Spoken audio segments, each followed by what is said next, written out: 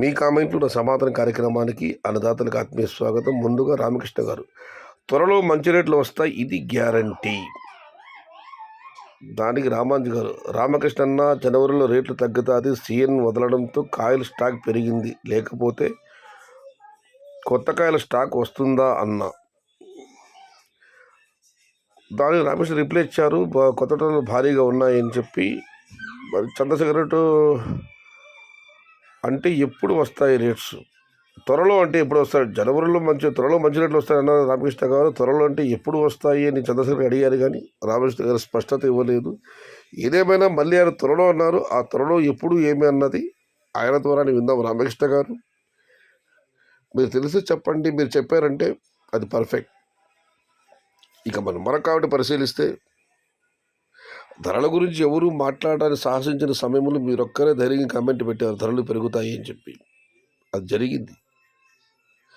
ఏదైనా రామకృష్ణ గారు చల్లని మాటలు చెప్పారు, త్వరలో మంచి రేట్లు వస్తాయి అని. చూద్దాం ఏం జరుగుతుందో. ఇక మనం మరొకటి పరిశీలిస్తే, అన్నా ఫస్ట్ నాయక్ నాదే ఆంజనేయ గారు, థ్యాంక్ యూ సోదరా. ఇక కర్నూలు ధరల గురించి నాగరాజు గారు కామెంట్ పెట్టారు. కర్నూలు మార్కెట్ 25 కేజీల బాక్సు 50 నుంచి 100, 150. ఇక మధుసూదన్ గారు, డబ్బులు సంపాదించాలంటే వ్యవసాయం చేయకూడదు, చిన్నదైనా పర్లేదు, బిజినెస్ చేస్తే డబ్బులు సంపాదిస్తారు. కానీ సోదరా, ఈ సంవత్సరం అయితే ఇది, కానీ గత 2 సంవత్సరాలు మాత్రం టమోటాలో అందరికీ భారీ ఆదాయం వచ్చింది. ఆల్మోస్ట్ 90% రైతులందరికీ భారీ ఆదాయాలే. కొద్ది 10% అటు ఇటుగా నష్టపోయిన వాళ్ళు కూడా ఉన్నారు. మొత్తం మీద అయితే 2024, 2023 టమోటాలకు స్వర్ణయుగమే. ఇక మనం మరొక కాబట్టి పరిశీలిస్తే, రెండవది వచ్చి దూరపు కొండలు నునుపు ఎక్కువ. ప్రతి రంగంలో, అది వ్యవసాయం కావచ్చు, వ్యాపారం కావచ్చు, ఏదైనా కావచ్చు, ప్రతి రంగంలో కూడా లాభ నష్టాలు ఉంటాయి సోదరా. అన్నిట్లో ఆదాయం ఉండదు, అన్నిట్లో లాభాలు ఎప్పుడు ఉండవు. కాకపోతే కొన్ని వ్యాపారాల్లో మితంగా ఆదాయం ఉండవచ్చు. నిన్నటి రేట్లు సేమ్ టు సేమ్ అనంతపురం దాదా గారు. ఇక మధురెడ్డి గారు, మీడియా వాళ్ళని రైతు గురించి ఆ పదాలను వాడలేనండి, సారీ బ్రదర్, అలా చెప్పకూడదు. రైతు గురించి టమోటా కొండెక్కింది అన్నారు, ఇప్పుడు కొండ దిగింది. రైతులు నష్టపోతున్నారని ప్రభుత్వానికి తెలియజేయరా? ధర పెరిగినప్పుడే ఈ మీడియా ఏడుపు, ధర తగ్గినప్పుడు ఎక్కడ దాక్కుంటారు ఈ పిరికి మీడియా?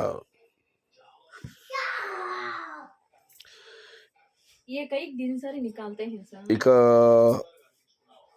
రఘురామ్ గారు, 2026 ఈసారి మదనపల్లి సీజన్ చాలా తక్కువగా నాటుతారన్న, పోయిన సంవత్సరంలో అంత నష్టం వచ్చింది కాబట్టి ఈసారి ఖచ్చితంగా మా మదనపల్లి సీజన్కి రేట్స్ ఉంటాయి. ఎందుకంటే last 2 years, last year rates లేవు కాబట్టి. ఇక శ్రీనివాస గారు, మదనపల్లి మొలకల్చెరు ఏరియాలు ఎప్పుడు నాటుతారు అడిగారు. అన్న, సీజన్ టార్గెట్ అంటే మార్చి ఎండింగ్లో నాటితే మనం ఏప్రిల్, మే, జూన్లో కాయలు వస్తాయి. సాధారణంగా ఉత్తర భారత దిగుమతులంతా మే, జూన్లో ఆరంభమవుతాయి. ఎప్పుడన్నా అక్కడ ఏమన్నా దిగుమతి తగ్గితే కాస్త ముందుగా ఏప్రిల్ చివరిలో అలా అవుతుంది. కానీ మే, ఫిబ్రవరి, మార్చిలో ఉత్తర భారత దిగుమతి చాలా తక్కువ. నేను అంతే చాలామంది అడిగాను, అందరూ చెప్పాను, తొందరపడి కోయిల ముందే కూర్చుందని. ఇంతకుముందు అందరూ ఫిబ్రవరిలోనే నాటేశారు, నీటి కొరత వస్తుంది, కరెంటు ఉండదు, అది ఇది అని చెప్పి. దానితో పాటుగా రేట్లు లేవు, ఎక్కువ నాటలు అన్నారు మీరు. అదైతే వాస్తవం. ఎందుకంటే అంతకుముందు సంవత్సరం 2 ఎకరాలు వేసిన అన్నదాత ఈ సంవత్సరం 2025లో 4 ఎకరాలు, 4 వేసిన వాళ్ళు 6, 6 వేసిన వాళ్ళు 10. ఎందుకంటే అంతకుముందు సంవత్సరం ఆదాయం వచ్చిందని చెప్పి. దాంతోపాటుగా సమాజంలోని అన్ని వర్గాల వాళ్ళు కూడా మితంగా నాటలేదు, భారీగా నాటారు. కాబట్టి గత సంవత్సరం అంత స్థాయిలో భారీ ప్లాంటేషన్ జరగకపోవచ్చు.